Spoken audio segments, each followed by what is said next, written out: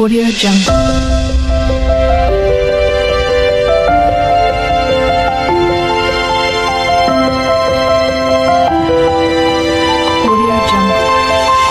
সুপ্রিয় শিক্ষার্থীরা, তোমাদের সকলকে আজকের এই ভিডিওতে সুস্বাগতম জানাচ্ছি। এইমাত্র তোমাদের বাংলা বিষয়ের ষান্মাসিক সামষ্টিক মূল্যায়ন পরীক্ষার প্রশ্নপত্রটি আমার কাছে এসে পৌঁছেছে। তোমরা দেখে নাও তোমাদের এই পরীক্ষায় কি কি দিয়েছে। নির্দেশনা বুঝতে সমস্যা হলে শিক্ষক বা সহপাঠীর সাথে আলোচনা করা যাবে, প্রয়োজনে পাঠ্য বইয়ের সাহায্য নেওয়া যাবে। তবে আজকের সমস্ত আলাপে ও কাজে প্রমিত ভাষা ব্যবহার করতে হবে। বিদ্যালয়ে জনসচেতনতামূলক একটি সভা আয়োজন করা হবে। এ সভায় আমাদের প্রাত্যহিক জীবন এবং চারপাশের নানা জনসচেতনতামূলক বিষয় নিয়ে আলোচনা করা হবে।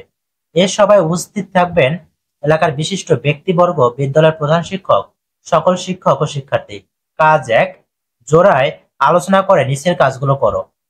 ক, তোমার প্রাত্যহিক জীবন থেকে বা চারপাশ থেকে বিভিন্ন কিছু সমস্যা খুঁজে বের করে একটি তালিকা তৈরি করো, যেগুলো প্রতিকারের জন্য জনসচেতনতা প্রয়োজন। নিজে কিছু বিষয় খুঁজে বের করার পর বন্ধুর সাথে আলোচনা করো এবং তার মতামত নিয়ে আরো কিছু বিষয় তোমার তালিকায় যুক্ত করতে পারো। কোন বিষয়গুলো তুমি নিজে খুঁজে পেয়েছো আর কোনগুলো আলোচনার মাধ্যমে উঠে এসেছে তা উল্লেখ করতে হবে। নিচের ছকের মতো একটি খাতায় ছক এঁকে তোমার তালিকাটি করতে পারো। আমার এলাকায় এমন সমস্যা যার জন্য সচেতনতার প্রয়োজন। আমার খুঁজে পাওয়া সমস্যা, আমার বন্ধুর কাছ থেকে পাওয়া সমস্যা। 6 নম্বরে, এবার তালিকা থেকে দুটি বিষয় বাছাই করো। বিষয় দুটি এমন হবে যা সকলের জন্য প্রয়োজনীয় বলে তুমি মনে করছো। এরপর বিষয় দুটি নিয়ে আলাদা আলাদা ভাবে দুজনের সাথে দুটি সংক্ষিপ্ত কথোপকথন তৈরি করো। কথোপকথন লেখার সময় নিচের নির্দেশনা অনুসরণ করো। একজন বয়োজ্যেষ্ঠ এবং একজন সমবয়সীর সাথে কথোপকথনের দুটি আলাদা নমুনা লিখতে হবে। সংলাপ লেখার সময় সর্বনাম ও ক্রিয়া শব্দের মর্যাদা রক্ষা করতে হবে। সংলাপ লেখার সময় প্রসঙ্গের মধ্যে থাকতে হবে। কথোপকথনে সরল বাক্য, জটিল বাক্য এবং যৌগিক বাক্য 3 ধরনের বাক্যই ব্যবহার করতে হবে। কথোপকথনের সকল নির্দেশনা নিয়ে জোড়ায় আলোচনা করা যাবে এবং জোড়ায় আলোচনা থেকে নতুন কি কি ধারণা উঠে এসেছে তা কথোপকথন লেখার আগে আলাদাভাবে সংক্ষেপে তুলে ধরতে হবে। কথোপকথনের বিষয়বস্তু হুবহু এক হওয়া যাবে না। 6 নম্বরে, এবার কথোপকথনে ব্যবহৃত 3 ধরনের বাক্যের একটি করে নমুনা দেখাও। এরকম একটি ছক খাতায় এঁকে নাও। সরল বাক্য, জটিল বাক্য, যৌগিক বাক্য। কাজ 2। 6 নম্বরে, যে দুটি বিষয় বা ঘটনা তুমি আলাদা করেছো সে দুটি বিষয় বা ঘটনা কেন অন্যদের জন্য দরকারি বা অন্যদের উপকারে আসতে পারে তা 150 শব্দের মধ্যে লেখো। লেখার সময় খেয়াল রেখো লেখার মধ্যে যেন সমাস, উপসর্গ বা প্রত্যয়ের মাধ্যমে গঠিত শব্দ থাকে। 6 নম্বরে, তোমার লেখা থেকে সমাস, উপসর্গ বা প্রত্যয়ের মাধ্যমে গঠিত শব্দ আলাদা করো। সব মিলিয়ে 5টি শব্দ বাছাই করো। নিচের ছকের অনুরূপ ছকে একে খাতায় কাজটি করো। 6 নম্বরে, তোমার লেখা থেকে দুটি শব্দ বাছাই করো।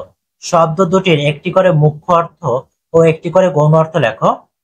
6 নম্বরে, এরপর তোমার লেখা অনুচ্ছেদে যে কোনো 3টি শব্দের প্রতিশব্দ লেখো। এরপর প্রতিশব্দ ব্যবহার করে বাক্য অথবা বাক্যগুলোর আবার লেখো।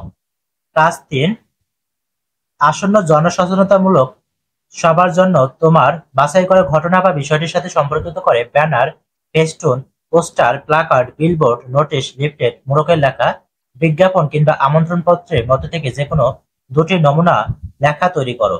কাজটি হবে একটি দলীয় কাজ। 5 জনের দলে কাজটি করা যাবে। শিক্ষার্থী সংখ্যা কম বেশি বিবেচনায় শিক্ষকের নির্দেশনা ভিন্নভাবে দল গঠন করা যেতে পারে। আলোচনার মাধ্যমে লেখার কাঠামো এবং কি লেখা হবে তা ঠিক করতে হবে। দলের প্রত্যেক সদস্য যে কোনো 2টি করে নমুনা লেখা নিজ খাতায় তৈরি করবে। দলের সদস্যরা নিজেদের মধ্যে আলোচনা করে ঠিক করবে কে কোন ধরনের নমুনা তৈরি করবে। তবে প্রতিটি দলে বিভিন্ন ধরনের লেখা নমুনা থাকতে হবে। কিছু নির্দিষ্ট ধরনের লেখা পুনরাবৃত্তি করা যাবে না। নমুনা লেখাটি লেখার আগে দলীয় আলোচনার মাধ্যমে কি কি সিদ্ধান্ত নেওয়া হয়েছে এবং গুরুত্বপূর্ণ বিষয় উঠে এসেছে তা লিখতে হবে। সুপ্রিয় শিক্ষার্থীরা, আজকের ভিডিওটি এই পর্যন্তই। পরবর্তী ভিডিওতে তোমাদের এই প্রশ্নপত্রের উত্তরপত্র দেওয়া হবে। তোমরা অবশ্যই চ্যানেলটিকে সাবস্ক্রাইব করে সাথে থাকবে এবং একটু অপেক্ষা করতে হবে, কারণ তোমাদের অনেক ক্লাসের ভিডিও আমাকে দিতে হবে। তাই তোমরা একটু ধৈর্য ধারণ করে থাকো।